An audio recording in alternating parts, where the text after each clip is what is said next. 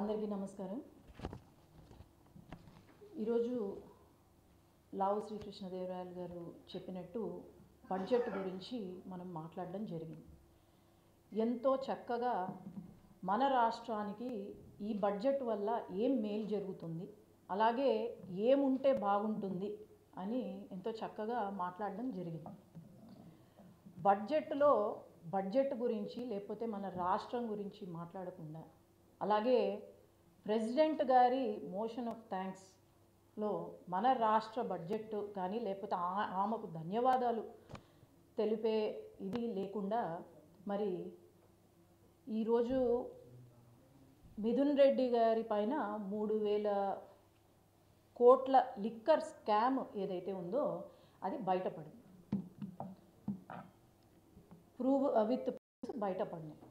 అందుకు పాపం ఆయన మతి తప్పిందో మరి ఏమైందో తెలీదు. మొన్నటి వరకు ఒక అతను 1.0 సినిమా చూపించాడంట. అది ఎప్పుడు ఆడిందో తెలీదు, ఎప్పుడు రిలీజ్ అయిందో తెలీదు. మళ్ళీ 2.0 సినిమా ఆడకముందే ఈయన అపరిచితుడు 2 చూపిస్తున్నాడు మాకు పార్లమెంట్లో. ఈరోజు ఒక మాట మాట్లాడే ముందు ఒక పార్లమెంట్ సభ్యులుగా ఎంతో ఫ్యాక్ట్స్ చెక్ చేసుకొని మనం మాట్లాడే ప్రతి దానికి విత్ ప్రూఫ్ అది కరెక్టా కాదా అనేది చూసుకొని మాట్లాడాలి.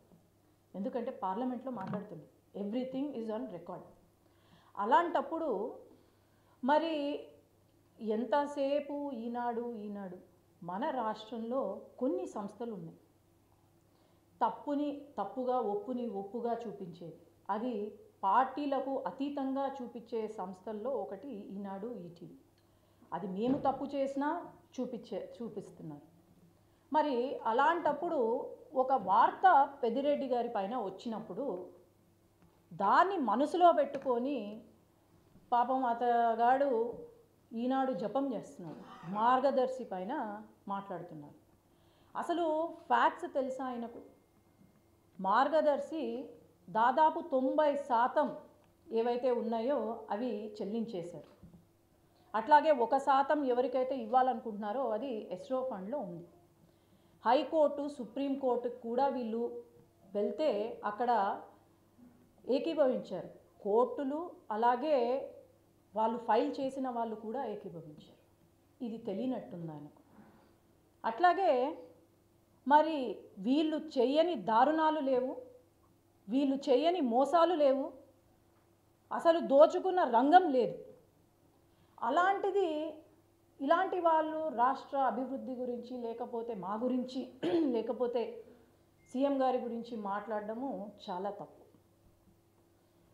మొన్న అటవీ శాఖ భూములు ఏవైతే ఉన్నాయో దాదాపు 100 ఎకరాలు కబ్జా చేసి అక్కడ ప్యాలెస్లు కట్టి నిర్మించి ఫెన్సులు వేసి మళ్ళీ ప్రభుత్వ డబ్బులతో విద్యుత్ రోడ్లు కట్టించుకున్నారు. అది తప్పు అని చెప్పాను. అట్లాగే పీలేరులో కానీ పుంగనూరులో కానీ 100 ఎకరాలు కబ్జా చేశారు, విత్ ప్రూఫ్స్ అన్నీ ఉన్నాయి.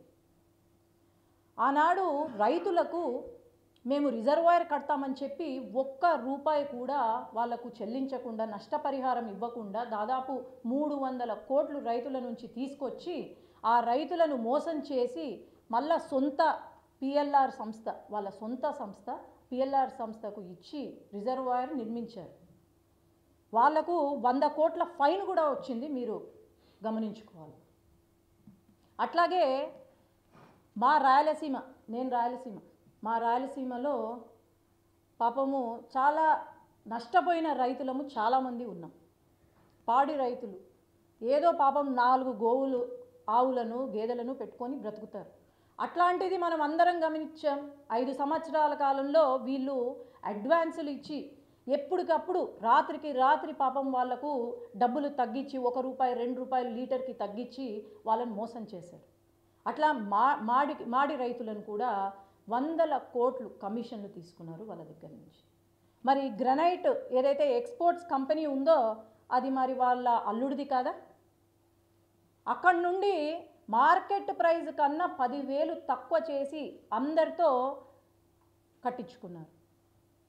మరి ఇవన్నీ బయటికి వచ్చినప్పుడు మరి అన్ని ప్రూఫ్తో నేను మాట్లాడుతున్నా. ఈరోజు ప్రూఫ్స్ లేకుండా నేనేం మాట్లాడట్లేదు వాళ్ళలాగా. ఈరోజు రాష్ట్ర అభివృద్ధి గురించి మనం అంతగా శ్రమిస్తున్నాం. అమరావతి గురించి, పోలవరం గురించి మాట్లాడతారు వీళ్ళు.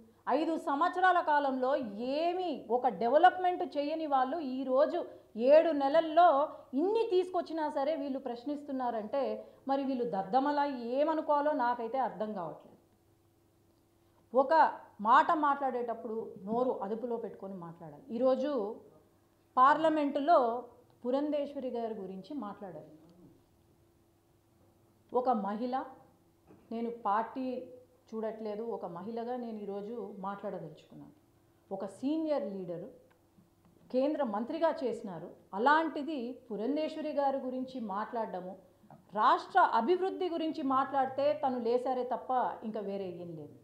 అలాంటప్పుడు ఆయనకు ఏం హక్కు ఉంది? ఫస్ట్ నీ పైన ఉన్న మచ్చ నువ్వు తీసే, ఆ తర్వాత నీకు మాట్లాడే హక్కు ఉందని మేము ఇది ఖచ్చితంగా పార్లమెంట్లో తీసుకెళ్తాము. ఆయన మాట్లాడిన మాటలు కూడా మేము నోటీస్ ఇస్తాము, దాన్ని డిలీట్ చేయాలని మేము అనుకుంటున్నాము. సో ఖచ్చితంగా మేము రాష్ట్రం అభివృద్ధి వైపు ఆలోచన చేస్తాం, కానీ ఇట్లాంటి చిల్లర మాటలు, ఇట్లాంటి చిల్లర కథలకు మేమైతే ఎప్పుడూ కూడా ఆలోచన చేయము.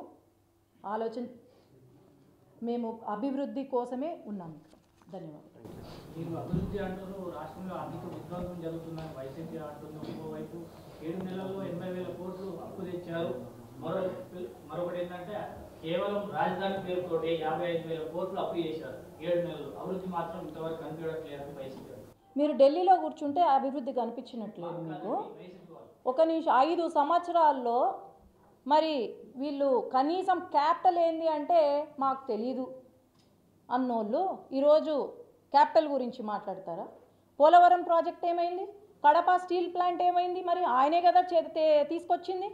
సొంత నియోజకవర్గంలో చేయలేకపోయినాడు, మళ్ళీ ఈరోజు ఏమి కనిపించలేదు. ఒకటి, వాళ్ళు చేసిన అప్పులు తీర్చి డెవలప్మెంట్ చెయ్యాలి అంటే రాత్రికి రాత్రి మేమేం మెజిషియన్స్ కాదు. 7 నెలల్లో ఇంతగా ముందుకు తీసుకెళ్తున్నాము రాష్ట్రాన్ని. అది మీరందరూ కూడా దాన్ని అప్రిషియేట్ చేయాలి. కానీ 5 సంవత్సరాలు లేని గొంతులు ఇప్పుడు లేస్తున్నాయంటే ఇంకా ఏమనుకోవాలి వాళ్ళని? ఇదే సినిమా 2.0 సినిమా మేము చూపించాల్సి వస్తుంది.